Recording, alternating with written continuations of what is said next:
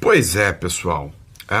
Hoje tá bom de notícia, tá? Brincadeira à parte aqui, hoje tem algumas informações muito relevantes. O governo Lula tomou um revés gigante, isso não é novidade para ninguém. E aí agora, a metodologia dele é contra-atacar o Tarcísio de Freitas. Isso aí a gente vai explicar para vocês como que tá funcionando.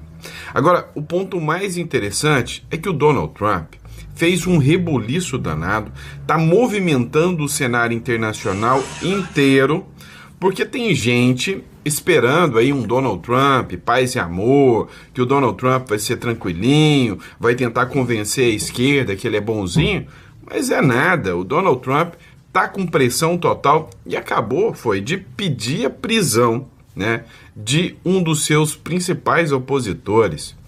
Quem que é um dos grandes opositores do Trump, hein? Eu vou falar com você nesse editorial aqui. Então, antes de mais nada, hoje, dia 9 de outubro, seja muito bem-vindo. Esse é o nosso editorial número 2, da hora do almoço. É sempre um prazer estar aqui com vocês e debater um pouquinho sobre as pautas da política e da geopolítica. Já vamos lá para o nosso aplicativo aqui para trazer todas as informações para vocês. Só um recadinho rápido aqui, pessoal. Entre em contato aí com a Imigra Mais, tá? O telefone está na tela, 16 99321 0648, e entenda os benefícios da residência fiscal, da residência no Uruguai e também do Paraguai, tá, pessoal? Logo a gente já vai estar ofertando o Paraguai para vocês também, tá certo?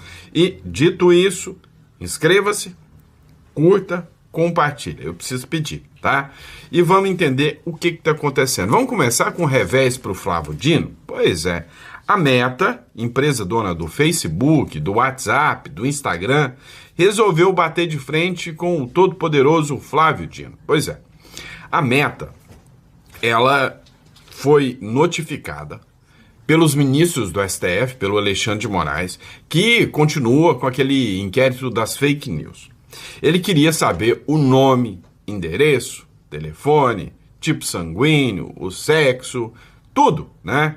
Até o cheiro do pum ele quer saber de quem fez postagens criticando o Flávio Dino e ou até ameaçando o Flávio Dino quando ele deu voto contra o Bolsonaro. Só que a Meta não quis dar, não. A Meta falou, não, aqui não, eu não vou te fornecer isso. A gente pode estar diante de mais uma treta aqui entre as Big Techs e o STF. Será que o STF vai mandar tirar 26 plataformas do ar de uma vez só, igual fez o Nepal? Acho que não, hein? Mas será que vai mandar sair a Meta, Facebook, Instagram e o WhatsApp? Também acho que não. Meta diz que não pode entregar dados de contas que ameaçaram o Flávio Dino. A empresa Meta, em petição enviada nessa quarta-feira ao ministro Alexandre de Moraes, do Supremo Tribunal Federal, afirmou que não pode entregar diretamente os dados cadastrais de 3 contas que ameaçaram o ministro Flávio Dino.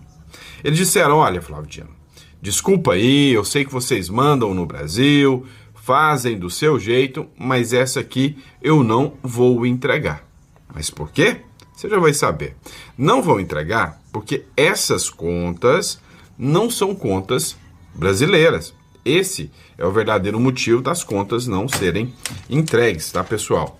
E aí, olha só aqui. Aqui, peraí que deu uma travadinha aqui. Tá? A Big Tech alega que as 3 contas não foram da jurisdição brasileira e requereu a reconsideração da decisão de Moraes, que determinava o fornecimento direto das informações. Falou, olha, essas contas não são do Brasil, então essas aqui eu não vou entregar para vocês não. Na quinta-feira, Moraes determinou que Meta e outras redes sociais enviassem os dados cadastrais de uma série de perfis, a fim de identificar os responsáveis pelos posts ofensivos contra o Flávio Dino, né? E aí acabou que não foi entregue porque disse que essas contas eram contas de pessoas sediadas em outro país, né? Em outros países, México, Estados Unidos e uma conta da Argentina, ou seja, são cidadãos que moravam fora, que fizeram crítica ao Flávio Dino. Aqui ele fala que foi ameaça, né? A gente não sabe o teor dessas ameaças ou críticas, né? São cidadãos que fizeram ali comentários sobre o voto do Flávio Dino, seriam investigados. Entretanto, a Meta disse aqui não. Esses não são brasileiros ou não residem no Brasil, então você não tem jurisdição sobre isso, nós não vamos cumprir, tá? Vamos lá, pessoal. Ó, o que acontece? Esse governo é o tipo de governo que não leva desaforo para casa. É o tipo de governo que não joga dentro das 4 linhas da Constituição. Se fosse o Bolsonaro fazendo isso, meu amigo, ia estar caindo uma tempestade agora num copo d'água. Agora, quando é o governo Lula fazendo, aí é dos mais democráticos, né? Se bem que é errado, tanto se o Bolsonaro fizesse ou o Lula fizesse. Fica fazendo ameaças contra os deputados e senadores que não votaram do jeito que eles queriam. Olha só o que diz a Globo News aqui. O governo vai mapear, ou seja, vai buscar todos aqueles que votaram contra o governo. Vai tirar cargos de quem votou contra o MP e aumentou o imposto, que aumentava os impostos. E, inclusive, segundo aqui a Globo News, as emendas também estarão canceladas, ou seja, retaliação total. Estamos diante, talvez, de um início de uma guerra entre o Centrão e o governo Lula. Foi uma derrota realmente, assim, pior do que o governo esperava. Houve um momento ali no início da tarde que alguns líderes governistas estavam apostando num placar apertado. Você não precisa de muita coisa para aprovar uma medida provisória, né? É maioria simples, ou seja, metade dos presentes mais um. Então alguns falavam, vai passar, mas vai passar apertado. E aí eles começaram a entender que o processo era outro, que a coisa estava mudando e que estava realmente azedando de vez. Porque tem semanas já que essa medida provisória está ali sob alerta do Palácio do Planalto, sabendo que eles estavam tentando salvar partes da medida provisória, abriram mão de várias coisas durante as negociações, mas mesmo assim não conseguiu chegar a um consenso sobre isso. O que acontece? Agora o governo está buscando essas alternativas. Tem gente que diz que a equipe econômica fala em um arsenal de alternativas para poder resgatar pelo menos parte dessa arrecadação. Mas o governo vai dobrar a aposta contra o Congresso, porque já melou a PEC da blindagem e isso deixou ali a Câmara muito irritada, também vetou o aumento de número de deputados e acabou ganhando um pouco mais de popularidade por conta dessas brigas, né? Apostas impopulares que a Câmara dos Deputados faz e que, no fim das contas, está ajudando o governo. Então, é isso que está acontecendo agora. Só que o governo vai dobrar a aposta. Eles estão com uma narrativa dizendo assim, a gente perdeu a arrecadação, mas não vai perder essa disputa política. Por quê? Porque eles estão colocando nas redes sociais já que o Congresso protege ricos, que o Congresso protege bets, apostas esportivas, que o Congresso também protege fintechs, que algumas delas até com suspeita de ligação com crime organizado, com lavagem de dinheiro. Então isso tudo é uma campanha que eles estão fazendo para tentar ganhar popularidade em cima do Congresso, é dobrar a aposta, porque isso já vem acontecendo.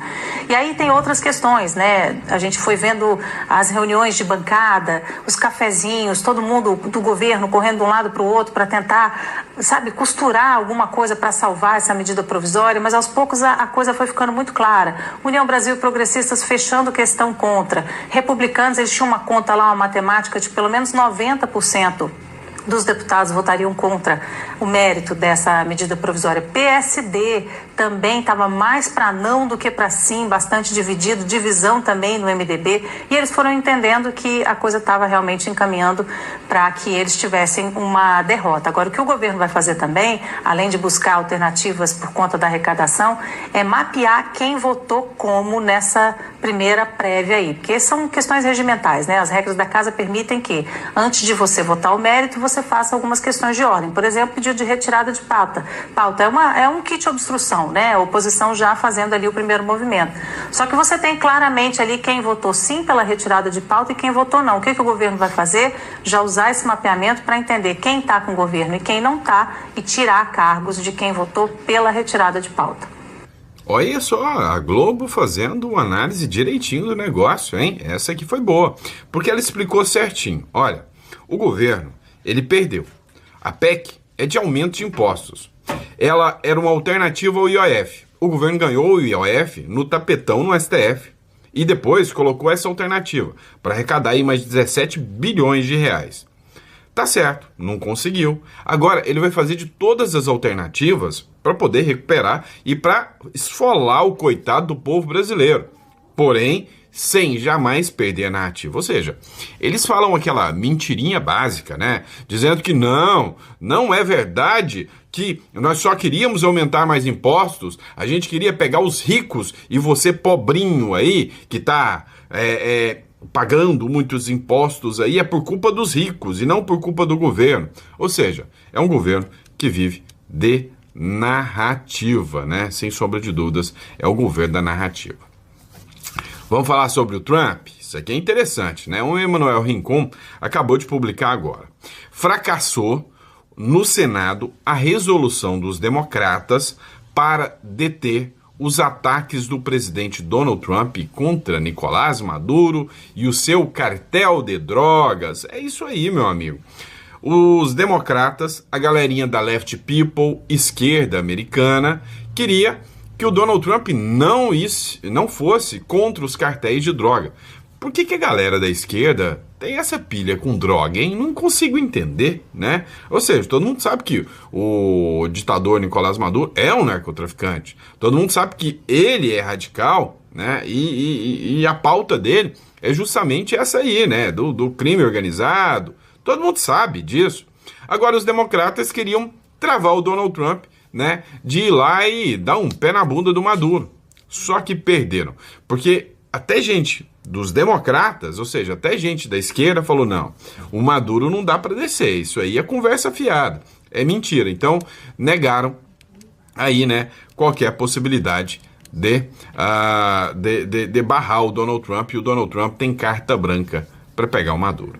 Agora, essa aqui deixou a galerinha da Left People, a esquerda brasileira e mundial inteira chorosa, todo mundo de chororô. Pois é, porque o Donald Trump conseguiu a paz e aí a galera ficou bravinha? Sim, pois é, vocês lembram do grupo terrorista Hamas, né? Que a galerinha da Left People adora, né? Pois é, o Netanyahu celebrou o acordo com o Hamas e diz ser uma vitória moral de Israel. E sim, o Donald Trump conseguiu. Não precisou nem de um bar e de uma cervejinha para resolver o problema entre Hamas e Israel. O primeiro-ministro de Israel, Benjamin Netanyahu, utilizou as redes sociais nessa quarta-feira para comemorar o anúncio de um acordo de paz com o grupo terrorista Hamas, mediado pelos Estados Unidos. Segundo o líder israelense, o tratado representa uma vitória nacional e moral para o país. O acordo foi anunciado pelo presidente dos Estados Unidos, Donald Trump, e confirmado por mediadores do cessar-fogo. Conforme previsto, todos os reféns mantidos pelos Hamas nos últimos 2 anos devem ser liberados e as tropas israelenses na faixa de Gaza devem recuar, ou seja, chegaram, enfim, a um acordo de paz, né? E aí a galera da Left People tá toda, né, pistola, porque acabou o discursinho do Hamas, salvem o Estado palestino, Free Palestine. Pois é, aquela bando de gente desocupada que não tem o que fazer, que tá preocupada lá com Gaza e não vê o povo brasileiro sendo morto, né? Aquela turma, né, das professoras de São Paulo, né, não generalizando todas, mas do sindicato dos professores de São Paulo, que fez um ato em comemoração a 1 ano de ataque do Hamas. Meu amigo, é esse nível dessa turma. Aí você vem me falar que não tem pauta ideológica desses professores que ficam lá com seus filhos. Tá de brincadeira, né? Tá de sacanagem, é tudo ideológico. Sim, tá tudo ideológico, sim. E aí veio o Donald Trump, jogou uma pá de cal e fez aquilo que a esquerda não quer. Paz, né? Vamos lá. Aí o Donald Trump também chega aqui e manda outra dessa, né? O Donald Trump dá bons capítulos para nossa novela aqui, pode ter certeza.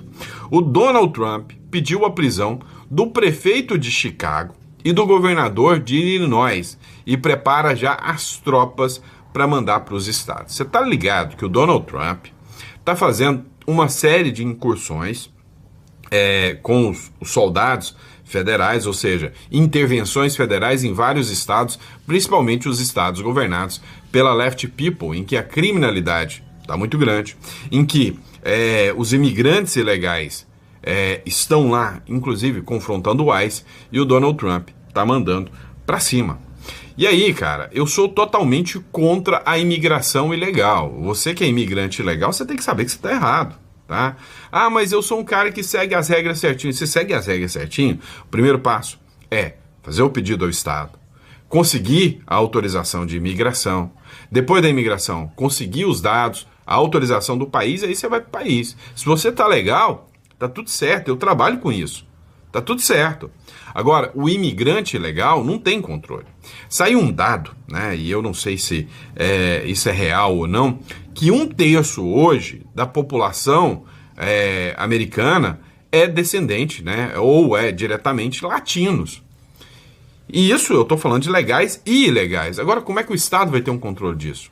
E aí, o que surpreendeu aqui é que o Donald Trump está começando a ir atrás, né, justamente de quem deixa, né, os ataques ao ICE acontecer, que é o caso do prefeito, né, de Chicago e o governador de Illinois. O presidente dos Estados Unidos, Donald Trump, pediu a prisão do prefeito de Chicago e do governador de Illinois, ambos democratas, left people, esquerdinha, tá? Enquanto seu governo se prepara para enviar tropas militares para as ruas da terceira maior cidade dos Estados Unidos. Na sua plataforma de mídia social, Trump acusou o prefeito de Chicago, que é o Brandon Johnson, e o governador de Illinois, que é o J.B. Pritzker, de não protegerem os agentes de imigração que atuam em Chicago. Inclusive, teve um episódio, né, que abriram fogo contra os agentes do ICE, que é, né, a polícia de imigração dos Estados Unidos. E aí, o que o Donald Trump está acusando é que deliberadamente nem o Estado e nem a cidade, né, colocaram a sua segurança, né, os guardas, a segurança, a favor dos membros do ICE e deixaram os membros do ICE, né, serem afetados aí, né, atingidos por grupos esquerdistas, né, por grupos esquerdistas. Abre aspas. O prefeito de Chicago deveria estar na cadeia por não proteger os oficiais da ICE. O governador Pritzker também, escreveu Trump, referindo-se à equipe do Departamento de Imigração e Alfândega, o ICE, na sigla em inglês, dos Estados Unidos. Pois é, meu irmão.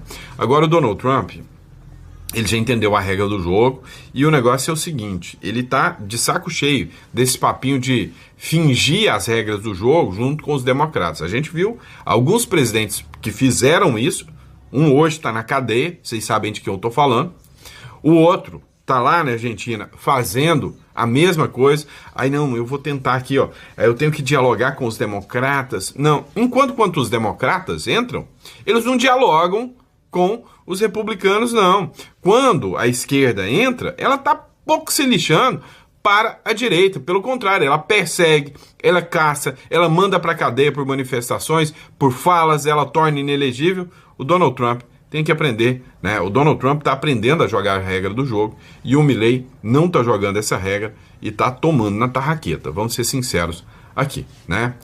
Vamos lá.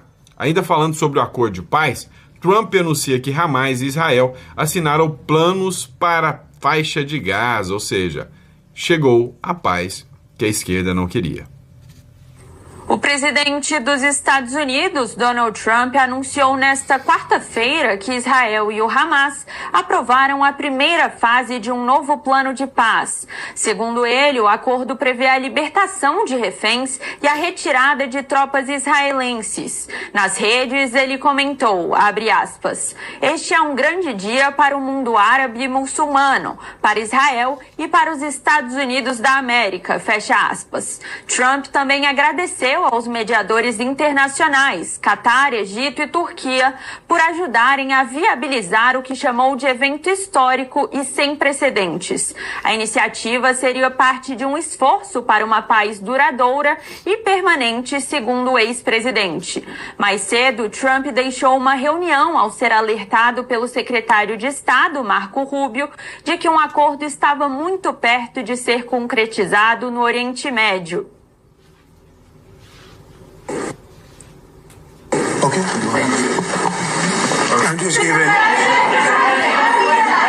I was just given a note by the Secretary of State saying that Acabei de receber uma nota do secretário de Estado dizendo que estamos muito perto de um acordo no Oriente Médio. We're very close to a deal in the Middle East, and they're going to need me pretty quickly. So eles vão precisar de mim muito rapidamente, então vou responder a mais algumas perguntas. We'll take a couple of more questions.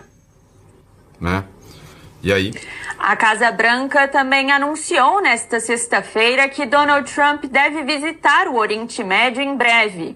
Até o momento, nem o governo de Israel nem o Hamas confirmaram oficialmente os termos divulgados por Trump. Pois é, os termos não foram confirmados. Termos, tá? Mas o acordo foi confirmado, foi firmado, né? Já está dada a decisão aí sobre o acordo, né? Ó, o que eu quis trazer essa matéria do Metrópolis aqui? Por que eu quis trazer essa matéria? É o seguinte, esta matéria tratou da maneira correta, né, o que o Lula queria fazer. Ou seja, jogando por terra a narrativa mentirosa de que, isso ajuda os mais pobres. Mentira! Derrotado após tentar subir impostos. Ô pobre, você que está me assistindo, né? Vem cá, impostos te ajudam em alguma coisa? Você que é mais pobre? Você vai ter que pagar isso. Na ponta, vai chegar em você. É óbvio, né? É óbvio que vai chegar em você. Vai ajudar se o preço das coisas subirem? Se a inflação subir? Então, cá entre nós, o que eles queriam? Aumentar impostos. Aprenda. Ó, matéria do Metrópolis aqui, ó. Em derrota para o governo, o presidente Luiz Inácio Lula da Silva, a Câmara dos Deputados adiou a votação da medida provisória 1303, que previu aumentar a arrecadação de tributos e substituía a alta do imposto sobre operações financeiras. Não era uma substituição, porque a alta aconteceu, né? Era um acréscimo a isso. Só que o governo Lula, ele tem os seus tentáculos, tem seu modo de operar, né? E aí, depois da derrota do governo, o Zanin, que foi o cara indicado pelo Lula, que era advogado do Lula, que hoje é ministro do Supremo, vai pautar a desoneração da folha de pagamento para julgamento no plenário do STF, ou seja, para arrancar mais dinheiro do brasileiro na base do tapetão. Joga o Congresso Nacional, joga a Câmara dos Deputados, o Senado no lixo. Porque o Senado optou em não dar, né, a desoneração não tirar a desoneração da folha para beneficiar o governo, né? O Estado, o Congresso votou para manter. Aí, mesmo com o Congresso votando, vai para o STF vai jogar por terra o que o Congresso escolheu só para colocar mais dinheiro para a Janja poder fazer seus passeios, né? Afinal, para que serve o Congresso Nacional? Se o governo impõe sua vontade através do STF. Alguém ainda tem dúvidas sobre o resultado desta votação? Alguém aí ainda duvida sobre o que está acontecendo? Né? O grande ponto é esse. O líder do PL, né, disse que foi o Tarcísio, um grande herói. Só que é o seguinte, o Tarcísio, olha só como a mídia ela é inescrupulosa. O Lula está fazendo a seguinte narrativa, está dizendo que o governo está tentando cobrar mais impostos para saúde e educação, né?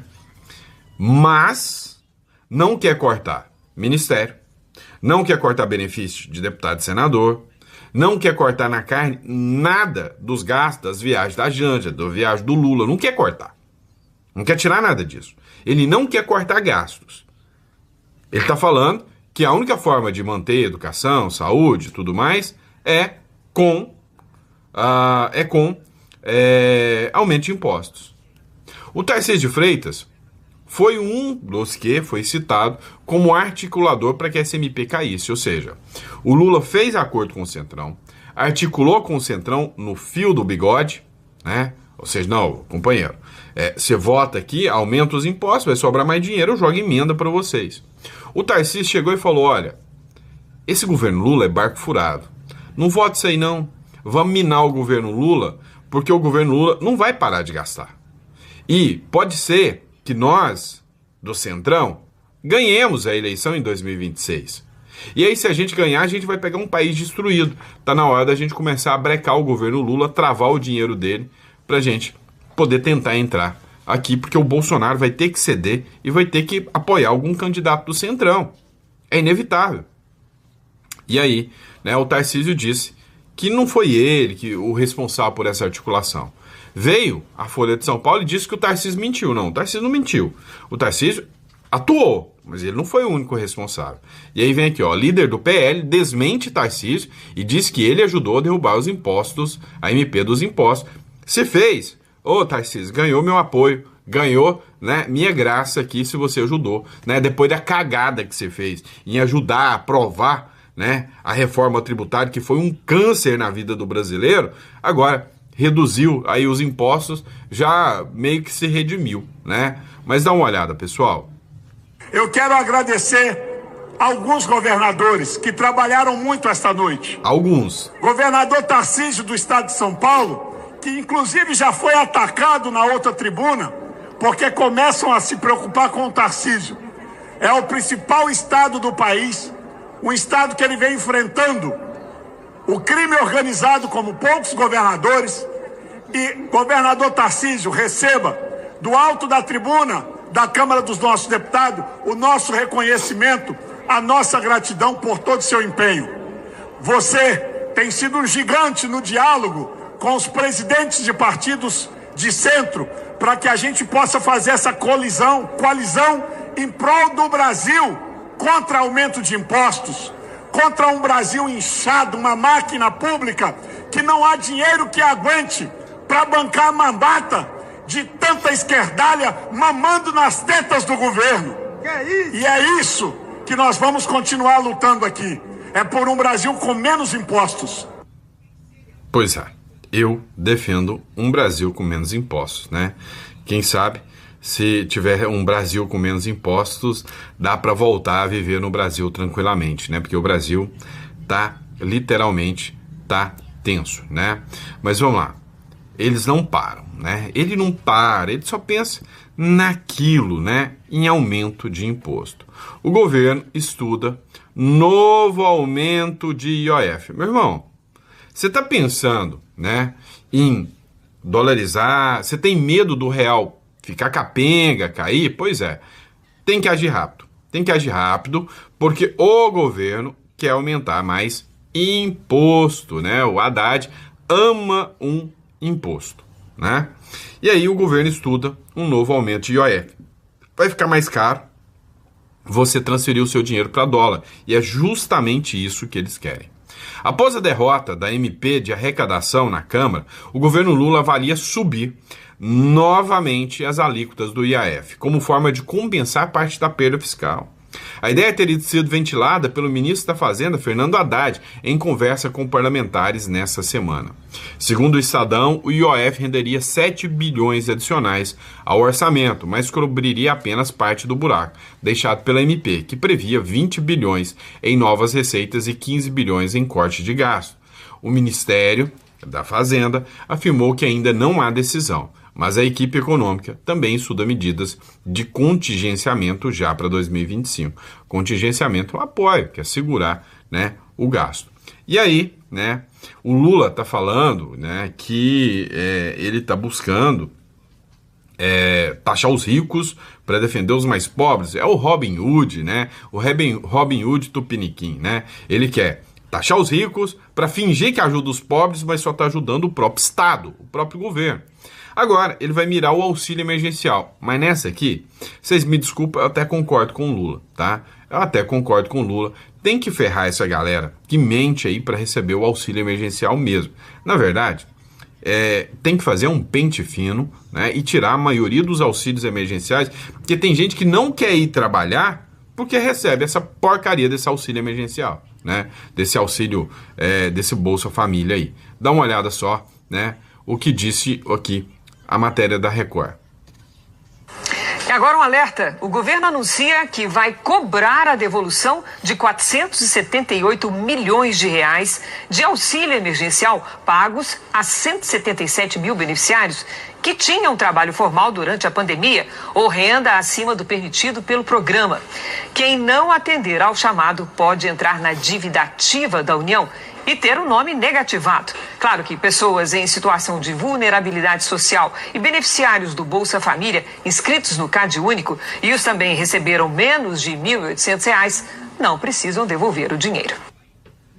Pois é, eles estão atrás do dinheiro, mas isso aqui escancara, né? O quanto, né? O Brasil é um país assistencialista, tá? E esse país, sinceramente, né? Só quer, sabe, fazer a compra velada dos votos. Se você ganha dinheiro do governo, você vai deixar de votar nesse governo assistencialista? Nunca. Última matéria, só para a gente encerrar aqui, para bater o time aqui.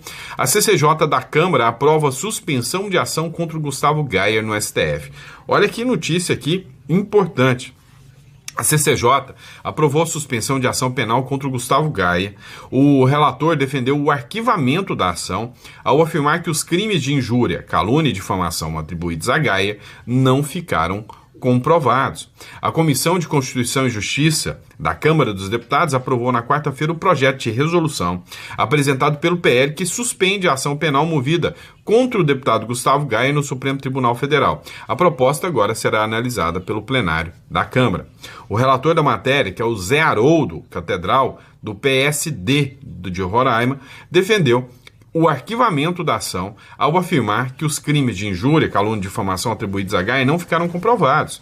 Segundo ele, as declarações do parlamentar estão protegidas pela imunidade parlamentar. Quanto tempo a gente não vê essa imunidade sendo aplicada, né? A gente viu ontem contra o Eduardo Bolsonaro e agora contra o Gayer, né? A imunidade parlamentar que garante liberdade de expressão aos membros do Congresso Nacional.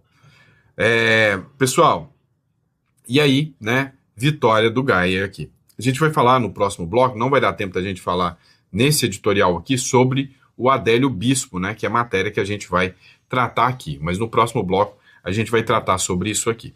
Recadinho rápido, pessoal. Você tá vendo a loucura que se tornou o Brasil. Gente, não brinque, tá? 16 993 21 0648 é o telefone da Imigra Mais. Pessoal, vocês vão entrar em contato, vão entender os benefícios, né? Agenda uma consulta conosco de tirar uma residência lá no Uruguai. Você vai ter a possibilidade de ter uma conta bancária em dólar, tá? Em dólar. Você vai ter a possibilidade também de tirar uma cédula de identidade. Com essa cédula de identidade uruguaia, você pode abrir conta bancária, né?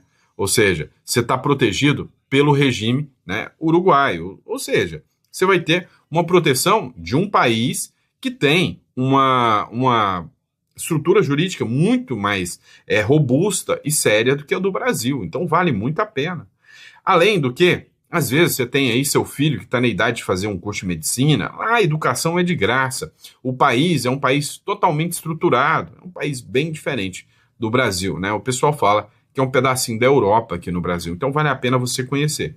Você vai, fica lá 3 dias e já consegue fazer o trâmite. Se você ficar 10 dias, você já sai com a cédula na mão, tá? Tudo dentro dos trâmites oferecidos pelo governo uruguaio, ou seja, totalmente legal, totalmente legal. E se algum dia você precisar sair do Brasil, já parou para pensar quantas pessoas lá na Venezuela foram deixando passar para depois correr atrás, e aí já não consegue documentação, aí tem que ir para outro país para trabalhar com subemprego. Agora você não, você já que tem uma cédula, você já tem uma qualidade diferente de vida, né? Então, não deixe passar essa oportunidade e pode entrar em contato também e já fazer seu agendamento, que logo a gente já vai estar ofertando também para o Paraguai.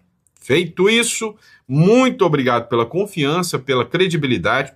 É uma honra e um prazer enorme sempre ser aqui o porta-voz, né, das notícias que chegam até você, tá bom? Grande abraço, fiquem com Deus e até o próximo editorial. Que Deus te dê uma mesa farta, repleta de bênçãos para você e para sua família sempre, tá bom?